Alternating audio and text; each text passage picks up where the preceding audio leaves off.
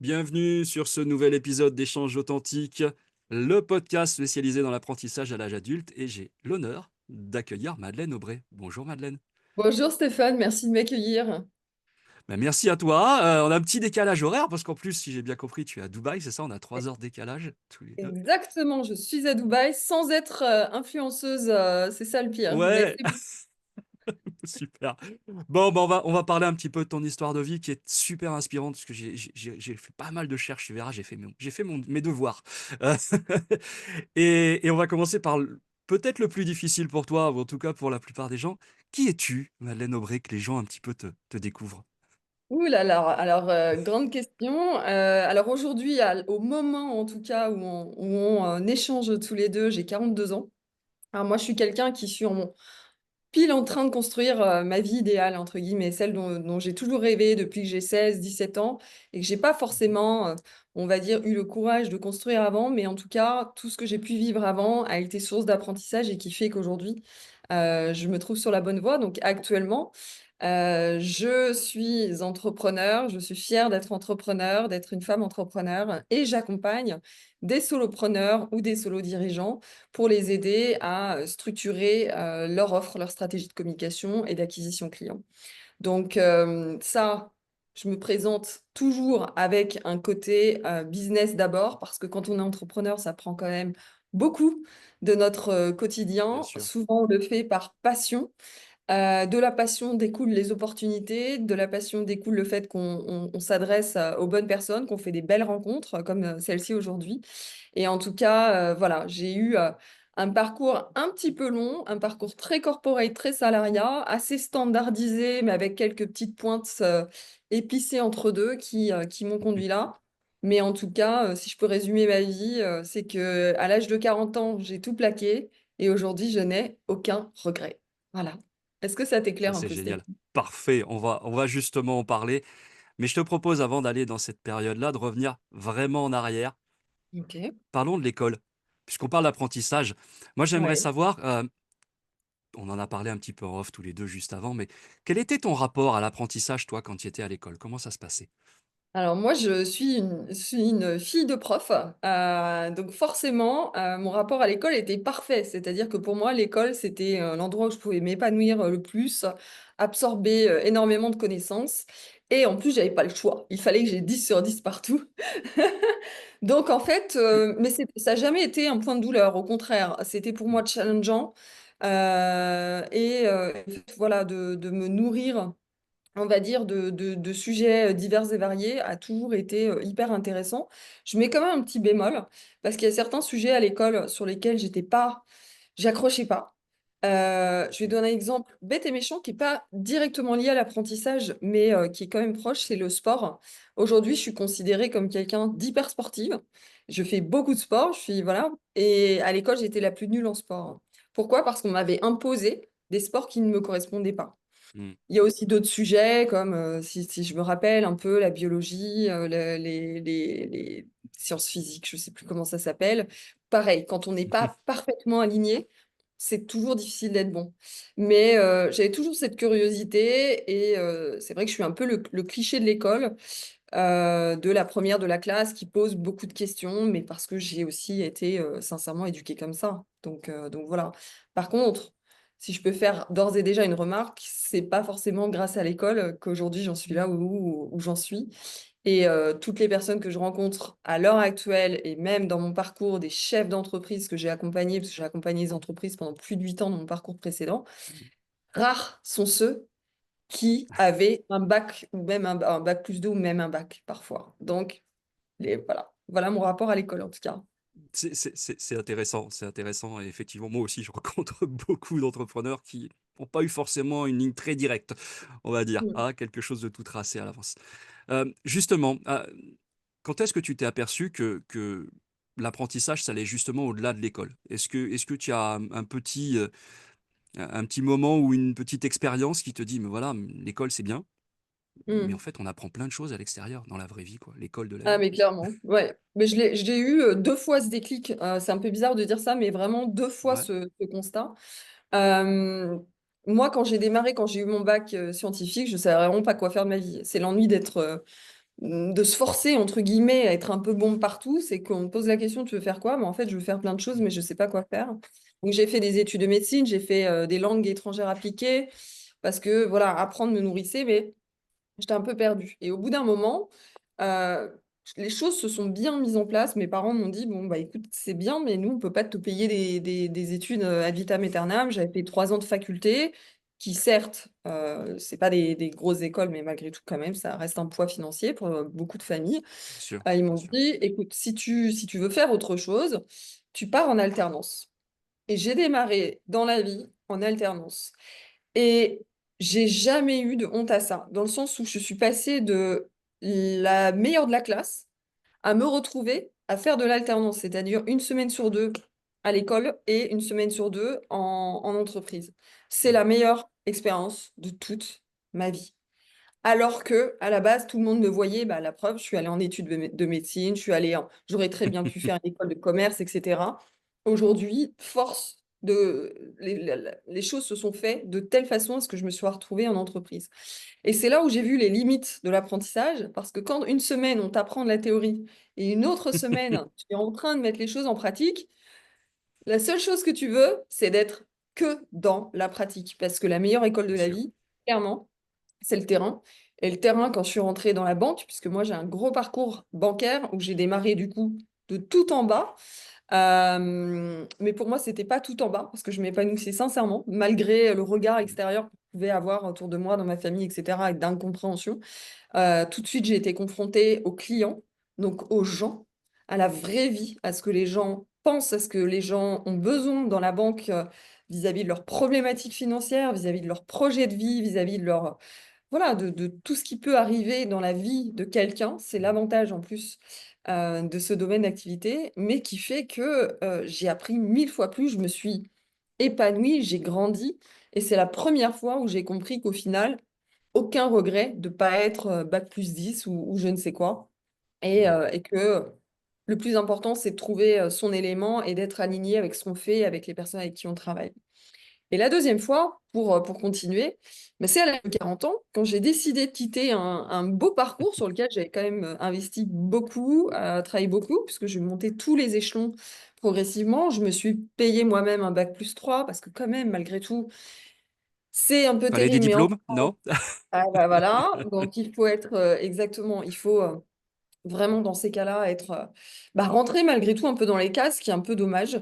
Mais comme j'adore apprendre et au final pour moi ça a toujours été une sorte de défi d'obtenir des bonnes notes ou des diplômes, je les ai fait avec plaisir. Donc je me suis payé un bac plus 3 en même temps que je travaillais. Ensuite, Mm. à l'âge de 31 ans, un bac plus 4 en management, voilà, un diplôme un master management. Et à l'âge de 40 ans, quand je me suis dit, bon, c'est génial, cette carrière, elle est magnifique, mais je ne suis pas nourrie de l'intérieur autant que ce que je voudrais. Je suis mise dans une boîte et au bout d'un moment, je ne m'épanouis plus. J'ai l'impression d'avoir fait le tour du sujet. Je ne Mm. m'épanouis plus. Et je suis partie, et la première chose que j'ai fait, réflexe, si je veux être embauchée ailleurs ou créer un autre travail, il faut que je passe un diplôme, puisque je n'ai pas les compétences, etc. C'est fou comme on est brainwashé, on ne se rend pas compte à quel point, et surtout en Ouais. France, euh, on a peur de montrer, enfin, on se dit, je ne suis pas capable si je n'ai pas de diplôme. Et jusqu'à 40 ans, malgré que j'avais compris que je préférais l'école de la vie, j'étais Mm. quand même dans l'idée de me dire, il me faut absolument un bac plus 5 si je veux atteindre, à l'époque, je ne savais pas encore si j'allais monter mon activité ou chercher un job ailleurs, il me faut ce bac plus 5. Et la première chose que j'ai fait en quittant mon activité, c'est jumper direct dans de l'apprentissage à nouveau. Sincèrement, ce que j'ai appris, alors je l'ai fait, il y a des personnes qui, c'est vraiment fait pour le faire à distance et en parallèle d'une activité ou autre. Je l'ai fait en 4 mois. J'ai appris beaucoup plus en 1 an et demi sur le terrain d'entrepreneuriat qu'en mes Mm. 4 mois sur le marketing, puisque là, le diplôme est un MBA en stratégie digitale, donc tout ce qui tourne autour du marketing. J'ai appris Mhm. 1000 fois plus et au final, je me dis, mais la théorie m'a pas vraiment beaucoup servi, mais ça rassure, ça donne des fondations, ça donne des bases. Et voilà, il faut pas le dénigrer non plus.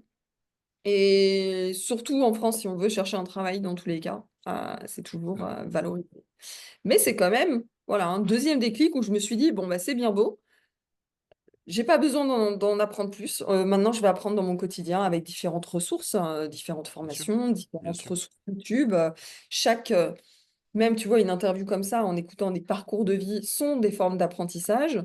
Moi, j'écoute des podcasts YouTube tous les matins quand je fais mon sport, parce que maintenant j'aime le sport et voilà, ça, c'est une forme d'apprentissage qui fait qu'on se nourrit positivement et qu'on nourrit, notre capacité à avancer sur des projets. Génial. Je me posais la question, tu vois une vraie différence entre, la Madeleine et en tout cas celle qui apprenait à l'école et celle qui apprend maintenant? Est-ce que tu as une forme différente dans ta façon d'apprendre les choses? Alors je parle effectivement, ça peut être sur le terrain, mais aussi, quand tu as passé ces diplômes. Est-ce que tu as mis des choses en place différentes de l'époque? Oui, parce que je pense qu'à l'époque, il y avait beaucoup de par cœur, beaucoup de j'avais pas compris comment apprendre. Pour moi, Mmh, apprendre, c'était être capable de réciter toutes les lignes, entre guillemets, et d'avoir, j'avais pas développé de capacité d'analyse et de synthétisation. Même si, certaines matières à l'école, en français, nous demandaient de synthétiser des textes et cetera.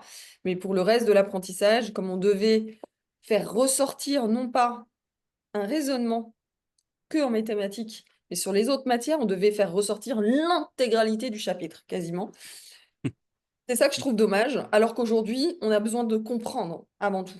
De mmh. comprendre et c'est là où du coup, le terrain, la vraie vie et m'ont permis d'avoir plutôt cette capacité à analyser les choses et l'analyse, la compréhension des choses est une force beaucoup plus importante que de maîtriser un sujet sur le bout des doigts, de mon point de vue. Et pour moi, ça s'applique dans tout. Dans le business, dans son parcours professionnel en tant que salarié, dans les relations humaines ou autres. Bien sûr. C'est parce qu'effectivement, la capacité d'écoute, d'apprentissage et d'analyse surtout, plutôt que de maîtriser parfaitement un sujet, surtout pour quelqu'un comme moi qui est multipotentiel et qui veut savoir beaucoup de choses. Je sais qu'à l'école, j'étais très frustrée parce que j'avais l'impression de rien savoir, mais en fait, être en capacité d'analyser et je pense une bien plus grande force que de maîtriser par cœur un seul sujet. Après, on est tous différents et c'est la combinaison des différents profils qui fait la richesse de ce monde.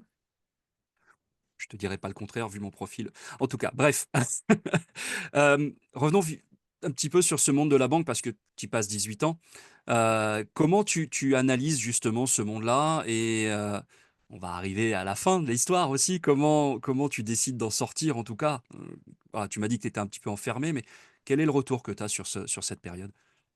J'ai vraiment, les 10 premières années, on va dire, je vais couper en 2. Les 10 premières années, c'était vraiment les années d'apprentissage, de croissance, de rattraper un petit peu la position que j'aurais pu avoir si avec des si, tu sais?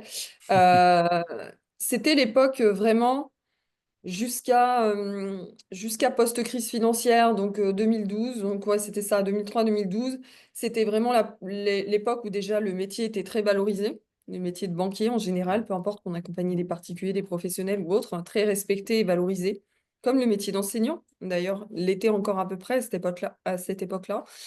Et effectivement, le côté corporate, j'appartiens à un grand groupe et je participe au développement d'une entreprise était vraiment mis en valeur. Il y avait vraiment des mmh, notions, vraiment d'intégration et de, fierté d'appartenance à l'entreprise qui faisait que, humainement parlant, beaucoup, se retrouvaient et étaient contents de se lever le matin et d'aller travailler.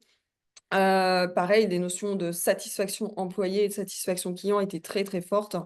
Donc mmh, ça a été super. En plus des périodes hyper challengeantes puisqu'effectivement 2008, crise financière, donc j'ai fait beaucoup de conduite du changement en tant que manager, changer les politiques commerciales, managériales, les systèmes informatiques aussi, hein, puisque malgré tout, il y a bien eu des sûr. gros changements d'outils entre 2000 et 2020, en général, sur tous les domaines, il y a eu quand même des gros bons, donc hyper stimulant. Et puis après, je suis partie à Lyon, puisqu'à l'origine, j'étais en Basse-Normandie. J'ai voulu, me donner un nouveau challenge, c'était devenu un peu trop facile. Et là, effectivement, j'ai plus été confrontée sur le côté, hem, le mindset, qui était un peu plus, difficile, le côté, Ouais. on va dire les collègues qui se tirent les uns sur les autres, pas on est ensemble une équipe et on se porte tous vers le haut, mais si je peux te marcher dessus, entre guillemets, pour y arriver, voilà. À partir de ce moment-là, je m'y suis plus reconnue. Parce que pour Mmh. moi, il y a de la place pour tout le monde. Ça vaut d'ailleurs dans l'entrepreneuriat aujourd'hui. Il y a de la place pour tout le monde. Et pour moi, effectivement, marcher sur les autres, c'est un petit peu, la défense des faibles, en fait. Donc en termes de mentalité, j'avais une excellente relation client, parfois une très, très bonne relation collègue, ça dépend. Mais le fait Mmh. d'être limité, justement aussi sur ses actions, de devoir rendre des comptes alors que j'étais sur un métier d'accompagnement des professionnels où on est beaucoup dehors, on va beaucoup visiter ses clients, où le relationnel est très, très important, Bien sûr. a commencé à être hyper, compliqué. Et moi, j'ai quitté parce que je suis tombée sur un manager toxique, vraiment. J'aime pas du tout le mot parce que c'est un petit peu à la mode. Malheureusement, je pense que c'est aussi à la mode puisque, Parce qu'il y en a.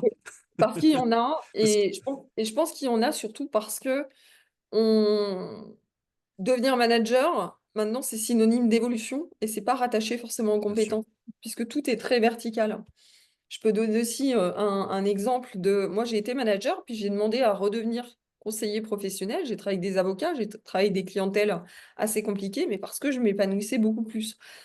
Beaucoup de difficultés à comprendre. Aujourd'hui, ma meilleure amie, qui est, aussi dans la banque, a fait la même démarche, personne n'a jamais compris. Les évolutions transversales Mmh. sont mal comprises, alors que clairement, l'épanouissement de chacun ne passe pas par l'évolution verticale, mais d'être au bon endroit avec les bonnes personnes et de mettre en valeur les bonnes compétences. Et je pense que au sein des entreprises aujourd'hui, il y a beaucoup de démissions silencieuses, il y a beaucoup malheureusement de burn-out, et ça a été quasi mon cas. Je suis partie vraiment pile au bon moment.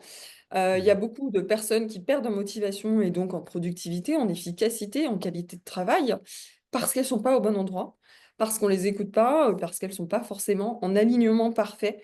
Et je pense que c'est extrêmement challengeant. Et en tout cas, moi, c'est ce qui fait qu'à un moment donné, je me suis dit, bon, si je fais le bilan, je peux m'accrocher à ce confort, parce que c'était quand même malgré tout confortable après Bien avoir sûr. investi autant d'années dans ces métiers-là que je maîtrisais plutôt honorablement. Mais est-ce que c'est vraiment ça ma vie? Et après, je me suis dit, mais 40 ans, c'est jeune en fait. C'est jeune. Et il n'y a Très pas jeune. d'âge pour redémarrer et pour mettre à profit. Personnellement, c'est pas forcément une reconversion. Je ne suis pas devenue fleuriste, par exemple, où là, effectivement, la bascule aurait été vraiment sur 80 degrés. Moi, quand j'ai décidé de partir, je me suis dit: «OK, j'ai cumulé X et X et X compétences et connaissances et expériences.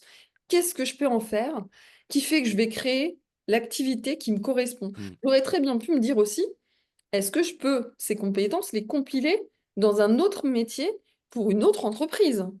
Je suis pas du tout en train de taper, sur le salariat, bien au contraire. Être entrepreneur, c'est pas forcément à la portée de tout le monde non plus. Mais c'est de se dire qu'en Mmh. vrai, on peut faire d'autres choses. Après, voilà, il y a une combinaison de confiance en soi et de confiance aussi des entreprises à donner leur chance à des personnes qui ont parfois une étiquette, puisque moi, c'est l'étiquette que j'ai eue, l'étiquette banque. Et d'ailleurs, quand j'ai quitté, quand j'ai passé mon diplôme, j'ai candidaté dans d'autres styles d'entreprise en mettant en valeur ses compétences. C'est la première chose qu'on m'a dit, mais vous, c'est la banque? Non, Oui. moi, c'est mon expérience, mes compétences, etc. C'est pour ça que pour moi, j'ai fait le choix, mais qui ne serait pas forcément adapté pour tout le monde, j'ai fait le choix de créer ma propre activité et pour pouvoir m'épanouir. Voilà. Alors justement, on y arrive. Tu décides de créer donc le 7 AM Group, si je me trompe pas. Je crois qu'il y a une petite signification d'ailleurs sur 7 AM. Ouais, tout Tu à peux nous en fait. dire plus? Ouais, alors ça a toujours été, quand j'ai décidé de créer mon entreprise, j'avais une vision très, très loin. Alors, est-ce que c'est bien, pas bien? J'en sais rien, mais je pense qu'avoir une vision, c'est ce qui fait aussi que tu te réveilles tous les matins avec le plaisir de travailler, surtout au début, quand tu n'as pas les fruits de ton travail. Mmh. Ça, c'est hyper important de le dire aussi.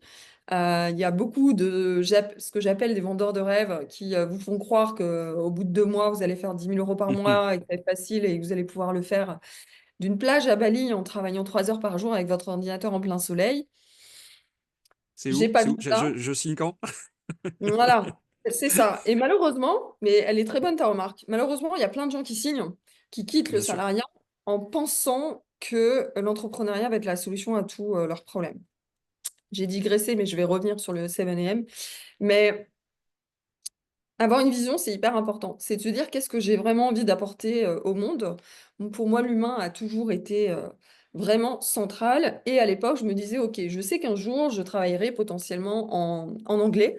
Donc, j'ai envie de donner une petite connotation déjà anglaise pour ce qu'on ne sait jamais. Seven, c'est un nombre chance. C'est un nombre en numérologie. Les trois 7 sont un nombre voilà, de guidance et de chance en numérologie. On les retrouve d'ailleurs ici, sur mon poignet. Et M, bah, ce sont à la fois mes initiales. Et au final, 7 AM, ça fait vraiment l'heure du matin, 7 heures le matin.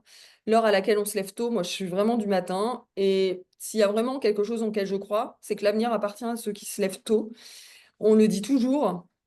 Mais c'est ce que je constate, et je le constate non pas que pour moi. Tous les entrepreneurs qui ont du succès, qui sont autour de moi, que ce soit en Mm. France ou à Dubaï, les vrais, pas ceux qui vous vendent du rêve sur les réseaux sociaux, les vrais qui travaillent, parce que je travaille quand même pour gagner ma vie, ça tourne pas tout seul, c'est des personnes qui ont une certaine discipline, et effectivement, en général, à 7 heures du matin, ils sont à minima debout, ça c'est sûr. Mm. Donc voilà, donc j'ai gardé cette dynamique-là parce que pour moi et les personnes que j'accompagne, je souhaite qu'elles soient dans cette dynamique-là. Donc non, je ne leur écris pas le matin pour savoir si elles se sont bien réveillées à 7 heures. Le sujet n'est pas là. C'est de se dire comment tu vois ton business, comment tu es prêt à t'investir. Est-ce que tu es acteur de ta vie et de cette activité? Parce que bah voilà, on travaille avec des réseaux sociaux, on travaille avec des clients, on travaille. La faute, elle peut être mise aussi, entre guillemets, la faute de l'échec sur les autres. Comme dans le salariat, on peut mettre la faute de la difficulté sur le patron, c'est pareil. Mais en vrai, on est tous acteurs de nos vies. Et d'ailleurs, si je peux refaire un parallèle, euh, quand j'étais dans ces 2 dernières années avec un management toxique, je me disais c'est injuste. Mais vraiment, je me suis vraiment dit c'est Mm. injuste. Je fais bien mon travail. J'ai un beau. En plus, on était venu me débaucher de mon ancienne boîte, donc c'était vraiment pour moi, voilà, injuste. Et après, je me suis dit, mais de toute façon, je ne peux pas changer cette personne. La seule chose que je peux Exactement. changer, c'est un, ma façon de prendre les choses, et si j'y arrive pas, deux, bah, le fait de sortir de ce circuit. Si je ne peux pas changer le circuit, le système, la boîte, l'entreprise, on l'appelle comme on veut, j'ai moyen, moi, de prendre ma vie en main. Et je pensais être déjà, on va dire, responsable et avoir 100% la responsabilité de ma vie parce que je me suis dit, attends, j'ai bossé dur, j'ai passé des diplômes, moi, je les ai payés moi-même, j'ai pas attendu que ça tombe du ciel, j'ai pas eu d'aide, j'ai pas eu machin, j'ai tout fait pour construire ma carrière. Je suis responsable. Mais non, puisque je reste dans une situation qui ne me convient pas.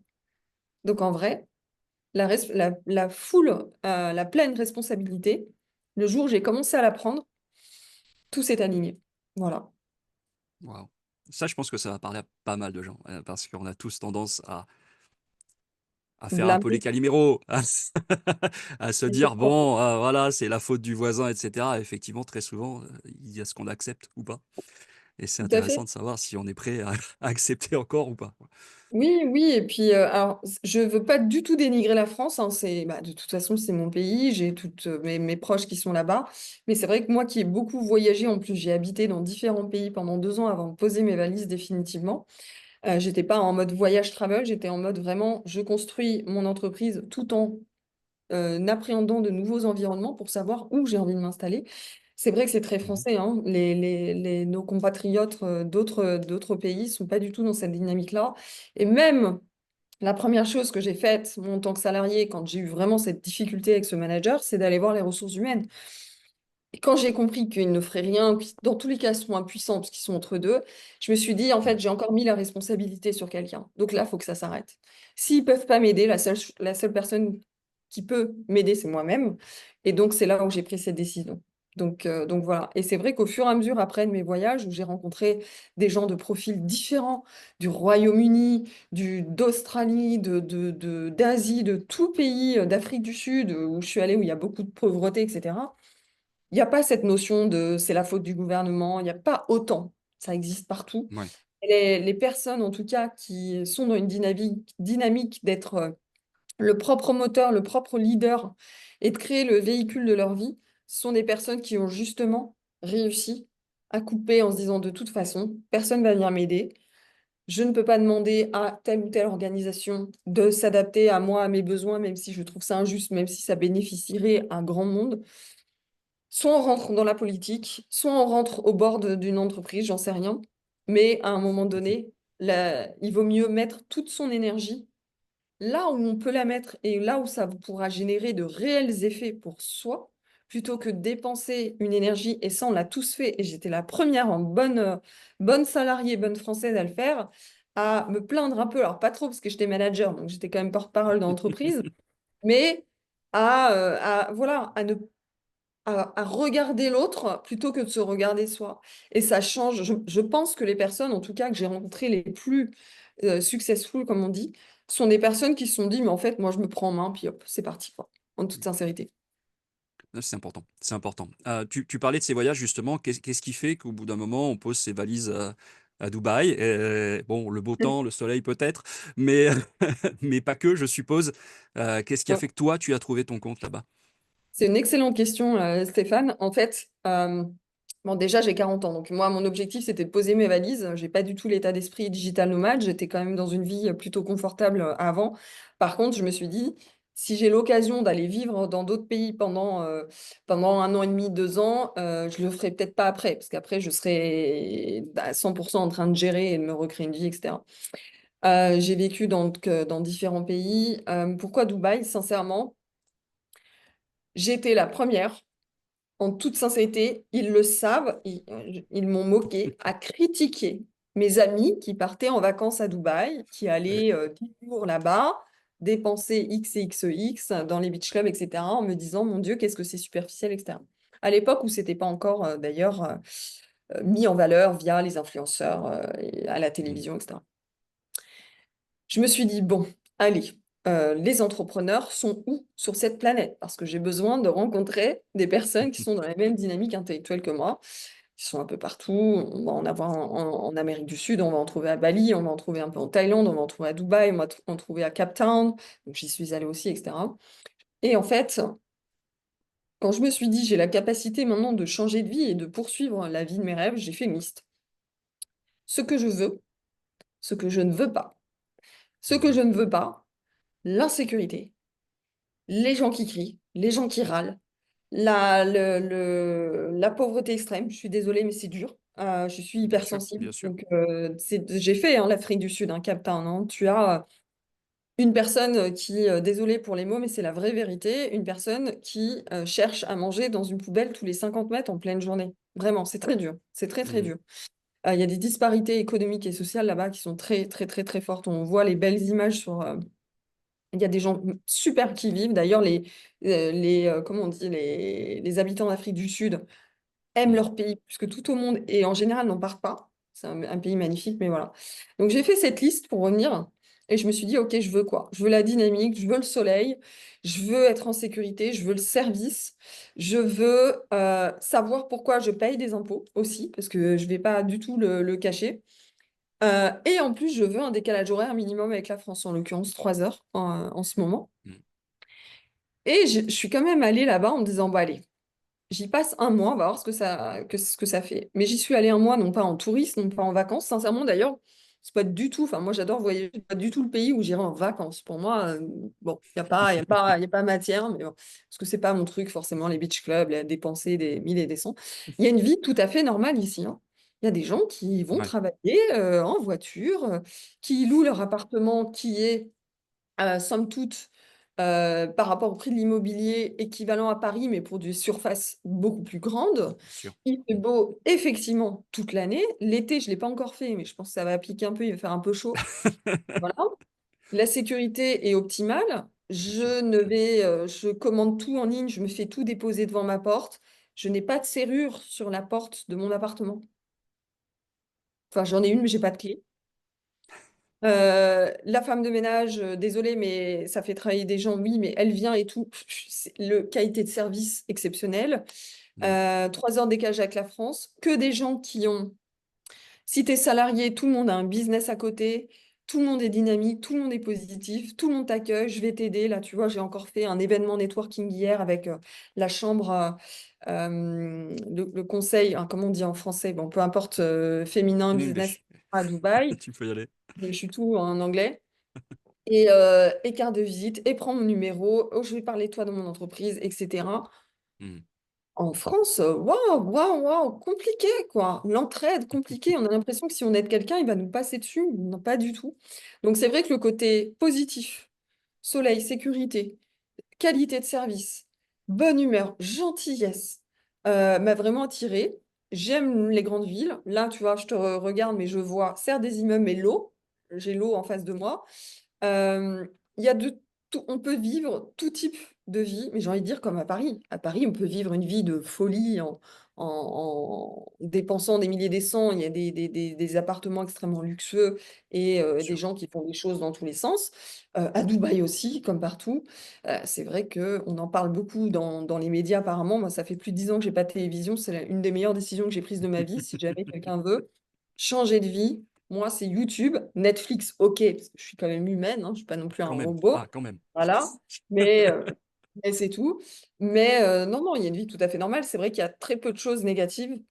Moi, personnellement, la seule chose négative que je peux potentiellement constater à Dubaï, c'est le coût de la vie, qui est quand même important, Bien mais sûr. on sait pourquoi on paye, et la chaleur, l'été.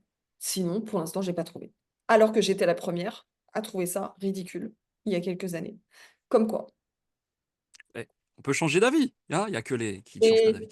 Voilà, c'est ça qui est bien, c'est d'aller voir sur place, comme je dis toujours, parce que les bien sûr. opinions se forgent beaucoup mieux par soi-même que par tout ce qu'on peut entendre, et sincèrement. Voilà. Bon, super. On va revenir un peu sur ton profil, parce qu'on parlait de multipotentialité, en tout cas de profil multipotentiel. Bon. Tu t'en es aperçu quand et comment? Je suis sûr que ça intéresse plein de gens de se dire, voilà, la découverte. Ben là, c'est une excellente question parce que, en plus, j'ai la chance aujourd'hui d'attirer des multipotentiels. Je les coach qui se reconnaissent dans ma façon de communiquer. Donc ça, c'est top. Vraiment, j'ai fait un gros travail sur moi parce que quand on est la tête dans le guidon dans son métier, dans son quotidien, on travaille la semaine, on rentre le soir, on a tout à gérer, la famille, etc., etc. Mm, Le week-end, bah, on essaie de recharger les batteries avant de repartir. Faire du travail sur soi, c'est hyper dur. mm, Ou alors, faut le faire en pleine conscience en se disant que ça va être vraiment un travail supplémentaire sur soi. Autant, pour moi, c'est une forme d'apprentissage. Mieux se connaître est la forme d'apprentissage la plus ultime du monde. Et ça, on l'apprend pas à l'école. On l'apprend pas grâce à nos parents. Moi, je suis dans une génération où ils se posaient pas trop de questions. Ils allaient même pas voir des psys, hein. Clairement, c'était tabou, hein. Tu avais des Ouh, soucis, t'es malade si etc. tu vas voir le psy. Voilà, On était malade à exactement. l'époque. Exactement. Et donc, du coup, je pense que là, commence à venir de plus en plus le côté introspection, etc. Il faut faire attention au développement personnel qui n'est pas, qui n'a pas été précédé d'une forme d'introspection, parce que mettre en place des routines, des machins, alors qu'on ne sait pas qui on est, ça dure Exactement. pas en général, sincèrement. Donc non, j'ai fait ce travail justement en partant, en voyageant, en prenant du temps, en étant toujours dans l'apprentissage, puisque je me suis accordé quasiment un an de réflexion, travail, où j'ai continué à apprendre avant de me dire: «OK, je me lance». Mm, Syndrome de l'imposteur à dégager aussi, parce que c'est terrible, malgré 18 ans de parcours, je l'avais quand même, malgré, entre guillemets, que des bonnes notes sur mes non pas bulletins, mais mes appréciations professionnelles, j'avais quand même le syndrome de l'imposteur. Et à un moment donné, je me suis dit: «OK, ça veut dire qu'il y a des blocages, il y a des barrières. Qui je suis? Qu'est-ce que j'ai vraiment envie de faire? Et comment je fonctionne? Qu'est-ce qui me nourrit? Qu'est-ce qui me donne de l'énergie? Qu'est-ce qui me fait dépenser de l'énergie? Et qu'est-ce qui fait que j'avais l'impression d'être dans une boîte? Et à quel moment dans mon parcours professionnel j'ai été la meilleure?» Mais la meilleure dans le sens, la meilleure pour les autres et la meilleure mm, pour moi-même. Là où je me sentais vraiment avec des ailes. Et quand j'ai fait ce travail-là, je me suis rendu compte que les 2 postes sur lesquels, j'avais été le plus épanouie, c'est des postes où j'étais en train de traiter 50 000 choses en même temps. Où j'avais de la relation client, de la relation collègue, animer des réunions, gérer des dossiers, monter des financements, créer d'autres projets, créer des partenariats, représenter l'entreprise, et cetera, et jongler aussi avec des dossiers clients différents parce que pendant plus de 8 ans, j'ai accompagné les entrepreneurs et les chefs d'entreprise de PME jusqu'à à peu près, 4 millions de chiffre d'affaires à développer leur activité. Pas une entreprise est la même, pas un entrepreneur est le même, même dans le même métier, entre guillemets, même dans le mm, même domaine. Et je me suis dit, mais j'adore ça parce que mon cerveau, il est en train de se lâcher dans tous les sens. Et en fait, ce que j'aime, c'est tout de suite comprendre. Et c'est là où j'ai compris. La question que tu m'avais posée au début, c'était quoi ton rapport à l'apprentissage à l'école au début? J'ai compris que moi, le par cœur, ça m'intéressait pas. Mais par contre, tout de suite comprendre les mécanismes, les apprentissages, trouver des solutions. Et ça, c'est Ouais. un trait commun des multipotentiels. Ce sont souvent des problem solvers, comme on dit en anglais. C'est-à-dire, on voit tout de suite ce qui ne va pas. Et tout de suite, notre cerveau a fourmillé d'idées en se disant, OK, ça, je sais, on voit ça, etc. On a une vision 360 qui est assez spécifique. Et en fait, c'est en faisant ce travail sur moi-même et en consommant donc, du contenu États-Unis, US. Je suis tombée sur cette notion parce que j'avais compris comment je fonctionnais, mais je me disais, je suis encore à côté de la plaque.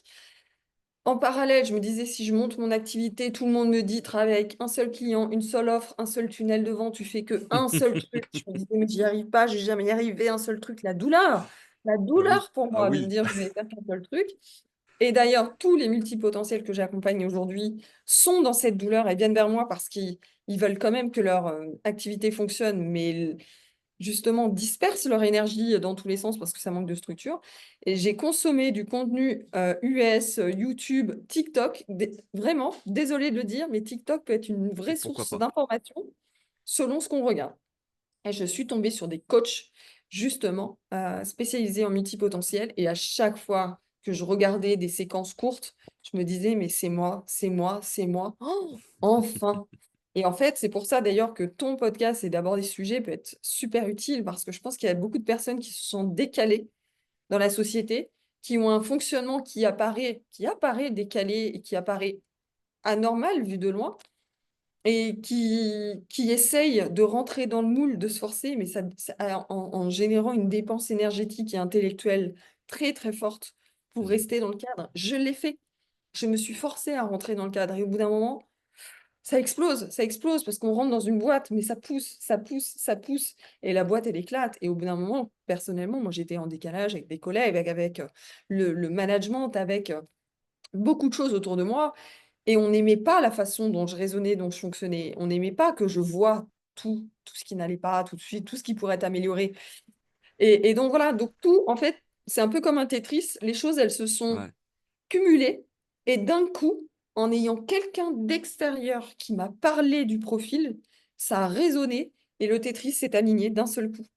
Et je Mmh. pense que c'est un sujet qui va devenir, on va dire, euh, non pas plus à la mode, mais qui va enfin prendre sa place dans la communication en France et dans tous les supports qu'on peut avoir, parce qu'il y a énormément, énormément de personnes qui sont en souffrance parce qu'ils n'ont pas compris ce fonctionnement. Et contrairement à ce qu'on pourrait croire, multipotentiel ne veut pas dire faire mieux ou être mieux. Multipotentiel, c'est juste fonctionner autrement. C'est Bien juste sûr. avoir cette curiosité d'esprit de vouloir se nourrir de l'apprentissage. Moi, une de mes phrases préférées, c'est si je pouvais être payée à apprendre, je serais la plus heureuse. Au Mais alors? final, voilà, c'est ça. Au final, aujourd'hui, je suis payée pour apprendre parce que j'apprends toujours au quotidien, on pourra en parler si tu veux, mais je suis aussi payée pour transmettre. Et on n'a pas besoin d'être prof pour ça. Mes parents l'étaient. On peut transmettre, on peut apporter de la Bien valeur sûr. de différentes manières. Le plus important, c'est justement de trouver cet équilibre entre l'apprentissage, la transmission et surtout de comprendre que si on est dans un environnement qui ne correspond pas à et qui ne nous laisse pas cette liberté d'exprimer ça, c'est là où on se retrouve avec des personnes qui se retrouvent non pas en burn-out, mais en brown-out, Ouais. c'est-à-dire avec une perte de sens importante dans leur métier, qui font qu'ils ne trouvent plus leur place nulle part, sans avoir pour autant de visibilité sur ce qu'ils pourraient faire après. Et ça, c'est super dur. Et plus on a conscience avant que le décalage n'est pas un problème, c'est juste un fonctionnement différent, et plus ça peut aider les personnes justement à se réorienter au bon moment, à aller chercher des ressources extérieures quand ils en ont besoin, à trouver des activités pour relâcher aussi la pression, tout ce qui peut être lié à ce décalage léger de fonctionnement. Et ça, c'est hyper important. Il y a quand même cette notion de plaisir, là, puisque tu y viens un peu, cette notion de recherche de plaisir et de sens dans ce Ouais, que font les choses. Je voulais qu'on parle aussi un peu d'authenticité, parce que c'est un point aussi qu'on a en commun. Je pense beaucoup de multipotentiel, je recherche justement ce côté, voilà, j'ai envie de dire comme je suis, et j'ai pas mm, forcément envie de ni de changer, ni de vous faire changer. tout Tu à le vis fait. comment, toi? Je le vis, avant, je le vivais pas du tout, enfin, je le vivais comme un point de douleur, en toute sincérité, Ouais. puisqu'on est quand même dans un monde où les gens portent beaucoup un masque pour se fondre dans la société.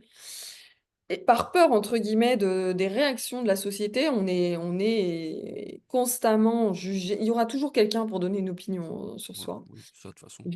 J'étais la première à souffrir de l'opinion des autres, justement, parce que j'ai toujours été différente. Mais depuis toujours, depuis l'école, en fait, au final, je me suis rendu compte que même en primaire, si j'avais que trois copines et si j'étais pas dans un groupe de 15, c'est qu'il y avait une raison. Mm. Et, euh, et du coup, l'authenticité redevient une force. Pour moi, elle l'a pas été pendant un long moment. Dans le salariat, elle l'a pas été pendant un long moment. Par contre, je vais devoir boire un peu d'eau, je suis désolée, sinon je Mais je t'en vais... prie, pas de souci. J'aurais pu prendre mon... Hein. On va C'est éviter de ça, se Dubaï. quitter. C'est ça, Dubaï. Voilà, tu vois. Je savais qu'il y C'est avait la des mauvais clim, côtés quand même. c'est la clim, ça te sèche. Voilà. Et à un moment donné, ouais, c'était dur. Alors, c'est mal perçu dans les organisations. Ça peut être mal perçu dans le quotidien. Par contre, dans Mhm. le business, c'est très bien perçu. Donc, l'authenticité, pour moi, c'est une force dans la relation Mhm. commerciale. Les cas. Ça l'a toujours été. J'avais des clients qui appréciaient que je sois hyper direct, c'est-à-dire, je peux faire une erreur, je le dis. Comment je vais réparer cette Mhm. erreur, je le dis. Et du coup, tout ce que je dis prend de la valeur.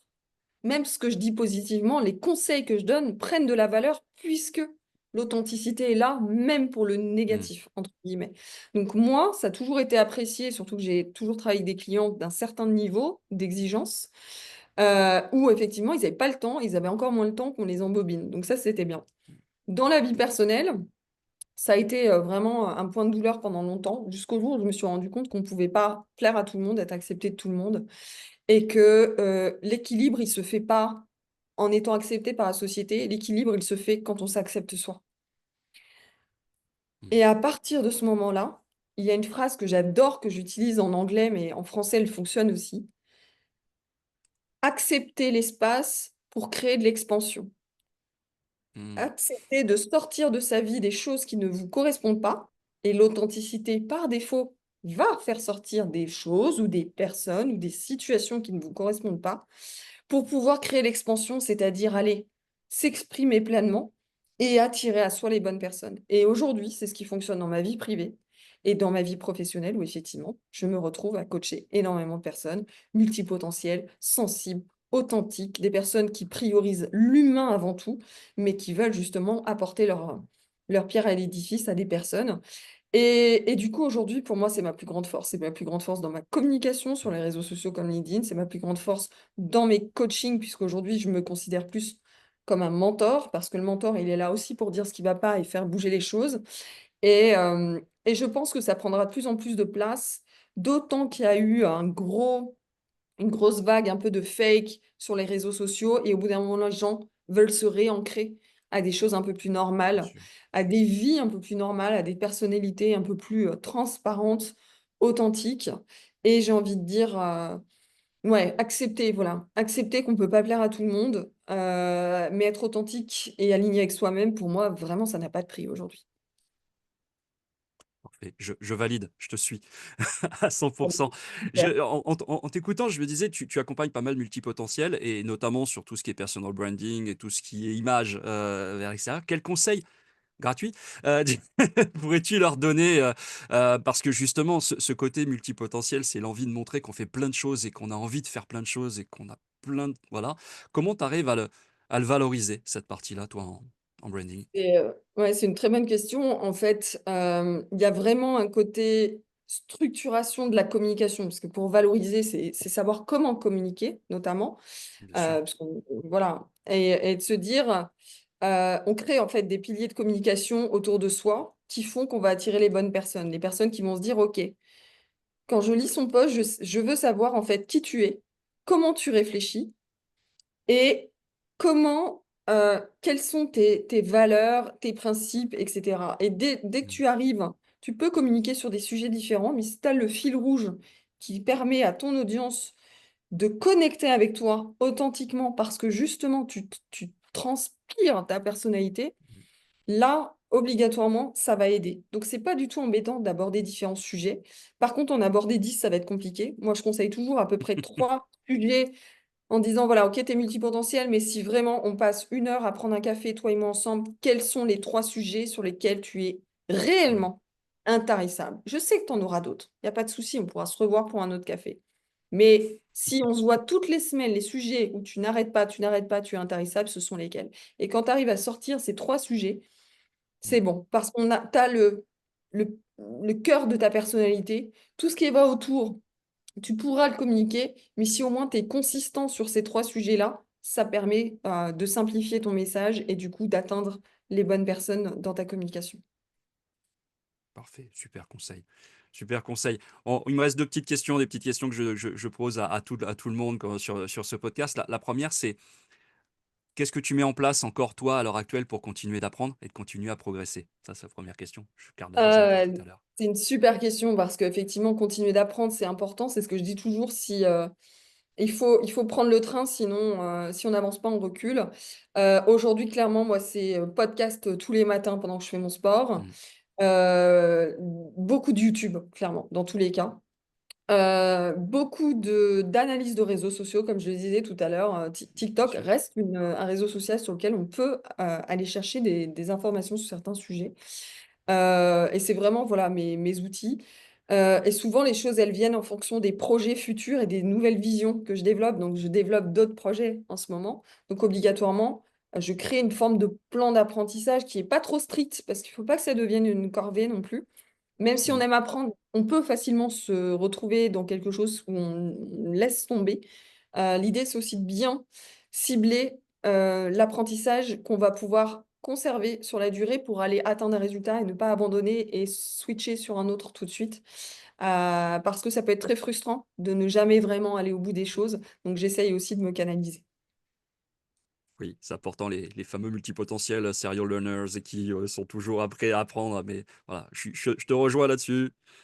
Allons au bout des choses. Ça fait progresser, ça aussi. On va conclure sur cette dernière question, la question que je pose vraiment à tout le monde et qui généralement n'est pas toujours facile à répondre. Qu'est-ce que toi, Ok. Madeleine, tu as appris récemment? Quelle est ta dernière expérience d'apprentissage? Alors, moi, ma dernière expérience d'apprentissage, elle est vraiment liée au networking physique, là, cette fois-ci. Ouais. Mm. Parce que clairement, pendant 2 ans, je me suis cachée derrière mon ordinateur. Et l'expérience d'apprentissage que j'ai appris, c'est,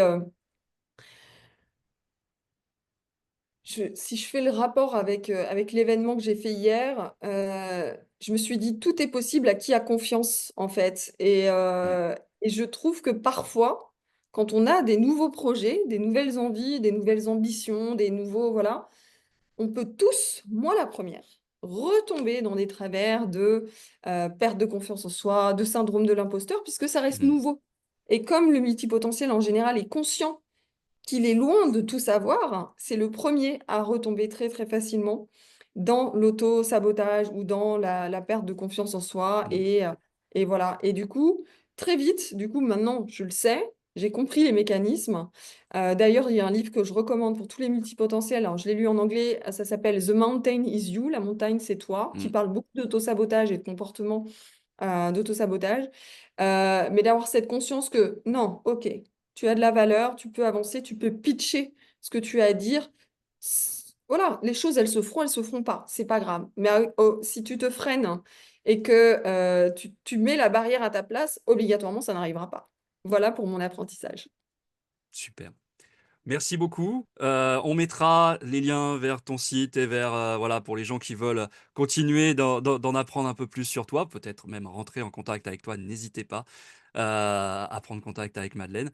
Merci sincèrement d'avoir accepté cette interview. C'était top. Je me suis Bah, régalé. bon. Bah, c'est moi, Stéphane. Merci encore et merci de donner aussi la parole à des personnes qui ont des parcours sympas et si ça peut en inspirer d'autres, avec grand, grand plaisir. On l'espère en tout cas. Merci beaucoup, Allez, Madeleine. à Au revoir. bientôt. À bientôt.